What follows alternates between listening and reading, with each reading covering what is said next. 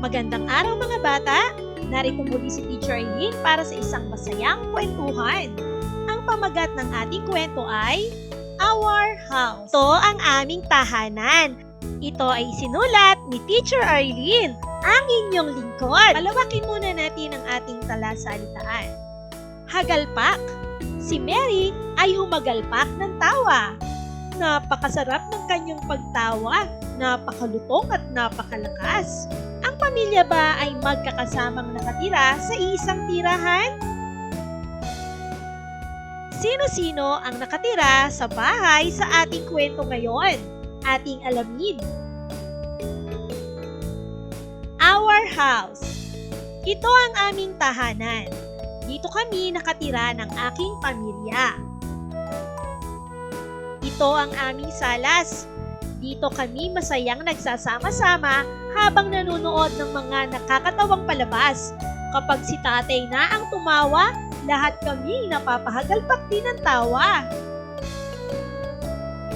Ito ang aming palikuran. Dito ako ay nagiging mabango dahil sa aking paliligo. Di ako mag-aaksaya ng tubig. Paalala ni na ate at kuya. Tinutulungan ko din maligo si Bunso dahil di pa niya kayang mag-isa. Ito ang aming kusina. Naaamoy ko na ang masarap na hapunan. Luto ni nanay na may pagmamahal. Kaya naman pasasalamat kay nanay sa kanyang mga inilalapag sa aming hapagkainan. Ito ang aming kainan kung saan pagdarasal ay di nalilimutan upang magpasalamat sa biyayang natanggap. Salamat po Panginoon sa pagkain na kahain sa aming hapagkainan. Ubusin ang pagkain, di rin palagi ni nanay at tatay. Ito ang aming silid para sa aming pag-aaral. Dito masaya kaming nag-aaral ni na ate at kuya, habang si Bunso ay nakikikulay habang kami ay abala sa paggawa ng aming mga takdang aralin. Ito naman ang aming silid tulugan. Dito kami ay masaya pang nagkukwentuhan hanggang sa ako ay nakangiting nakakatulog. May bukod akong tulugan pero gustong-gusto ko kasi ang mga kwento ni nanay kaya dito na ako nakakatulog. Ha ha ha ha! Ito ang aming tahanan. Dito masaya kaming naninirahan ni na tatay, nanay, ate, kuya at ni Bunso.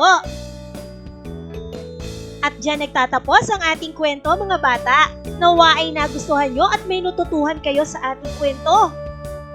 Sa ating tahanan, masaya tayong namumuhay at naninirahan kasama ang ating pamilya. Sina tatay, nanay, ate, kuya at ni Bunso.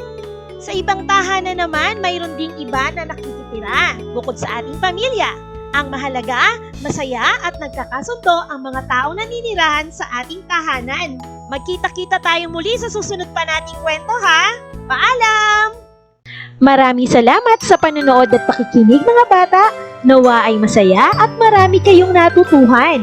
Huwag ding kalilimutang i-share at i-like ang ating mga video lessons para mas marami tayong natututo. Muli ako si Teacher Eileen na palaging nagsasabing mag-aral ng mabuti dahil ito ang susi sa inyong tagumpay. Paalam! Keep safe everyone! Mwah! For more educational videos, please do like, share, and subscribe to Teacher Eileen's YouTube channel!